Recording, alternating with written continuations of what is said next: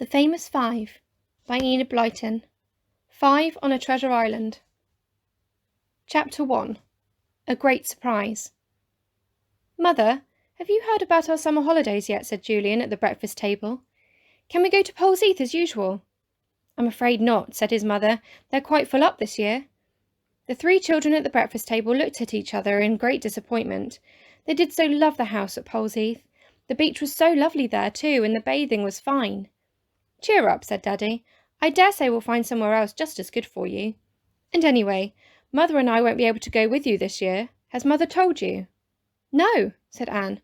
"Oh, Mother, is it true? Can't you really come with us on our holidays? You always do." "Well, this time Daddy wants me to go to Scotland with him," said Mother. "All by ourselves. And as you really are getting big enough to look after yourselves now, we thought it would be rather fun for you to have a holiday on your own too. But now that I know you can't go to Pole's Heath, I don't really quite know where to send you." "What about Quentin's?" suddenly said Daddy. Quentin was his brother, the children's uncle. They had only seen him once, and had been rather frightened of him. He was a very tall, frowning man, a clever scientist who spent all his time studying. He lived by the sea, but that was about all the children knew of him. "Quentin," said Mother, pursing her lips. "Whatever made you think of him? I shouldn't think he'd want the children messing about in his little house." "Well," said Daddy, "I had to see Quentin's wife in town the other day about a business matter, and I don't think things are going too well for them.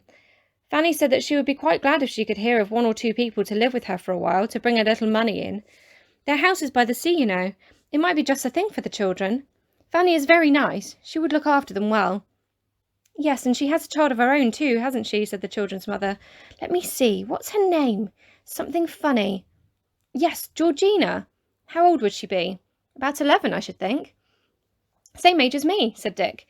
"Fancy having a cousin we've never seen. She must be jolly lonely all by herself. I've got Julian and Anne to play with, but Georgina's just one on her own. I should think she'd be glad to see us." "Well, your Aunt Fanny said that her Georgina would love a bit of company," said Daddy. "You know, I really think that would solve our difficulty. If we telephone Fanny and arrange for the children to go there, it would help Fanny, I'm sure, and Georgina would love to have someone to play with in the holidays. And we should know that our 3 were safe." The children began to feel rather excited. It would be fun to go to a place they'd never been to before, and stay with an unknown cousin. "Are there cliffs and rocks and sands there?" asked Anne. "Is it a nice place?" "I don't remember it very well," said Daddy, "but I feel sure it's an exciting kind of place. Anyway, you'll love it. It's called Kirin Bay. Your Aunt Fanny has lived there all her life, and wouldn't leave it for anything."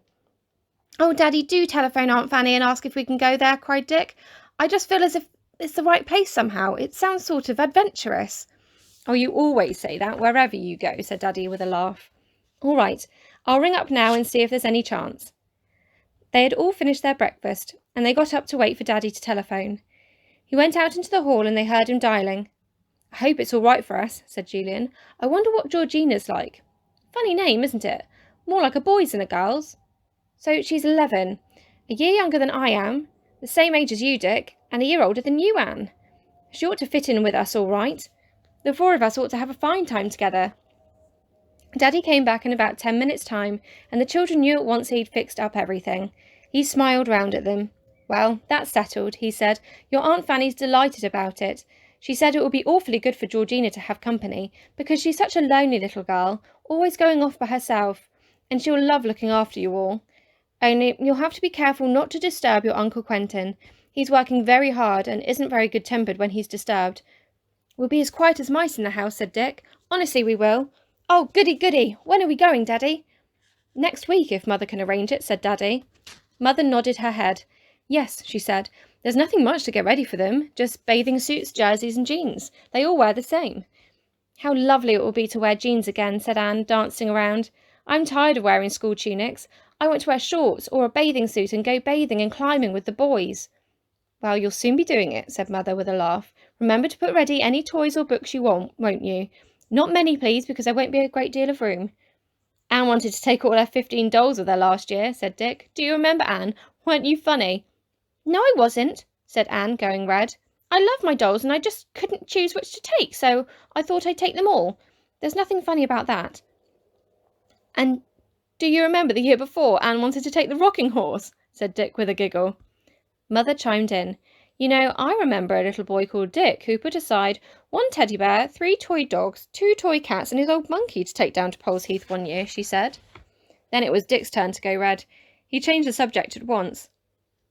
Daddy, are we going by train or car? He asked. By car, said Daddy. We can pile everything into the boot. Well, what about Tuesday? That would suit me well, said Mother. Then we can take the children down, come back and do our own packing at leisure and start off for Scotland on the Friday. Yes, we'll arrange for Tuesday. So Tuesday it was.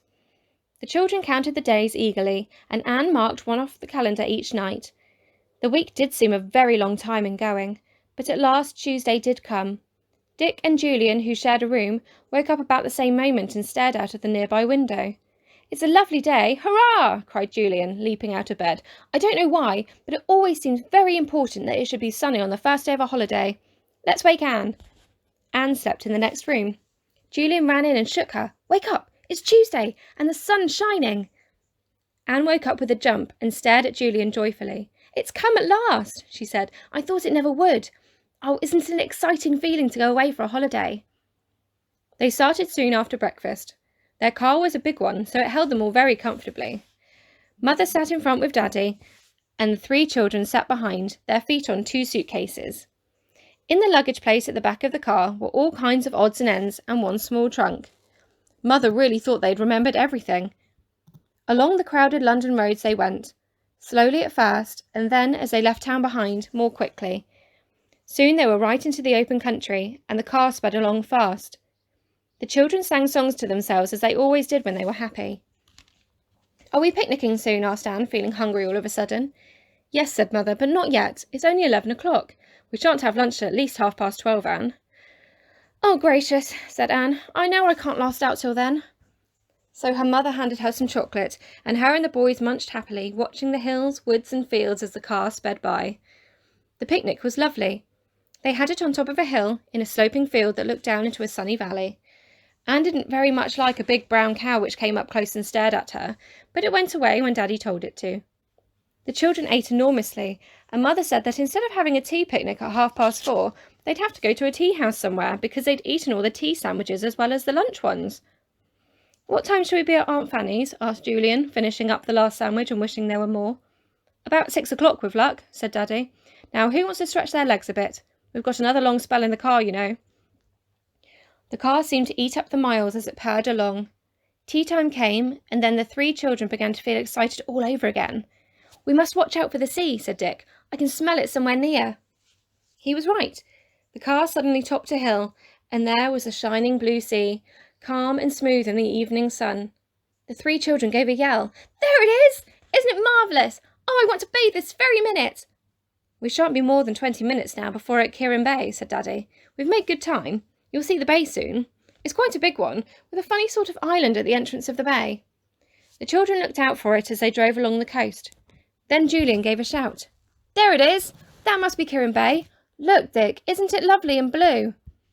And look at the little rocky island guarding the entrance of the bay, said Dick. I'd like to visit that. Well, I've no doubt you will, said Mother. Now let's look out for Aunt Fanny's house. It's called Kirrin Cottage. They soon came to it. It stood on the low cliff overlooking the bay, and it was a very old house indeed. It wasn't really a cottage, but quite a big house, built of old white stone. Roses climbed over the front of it, and the garden was full of flowers. Here's Kirrin Cottage, said Daddy, and he stopped the car in front of it. It's supposed to be about 300 years old. Now, where's Quentin? Oh, hello, there's Fanny.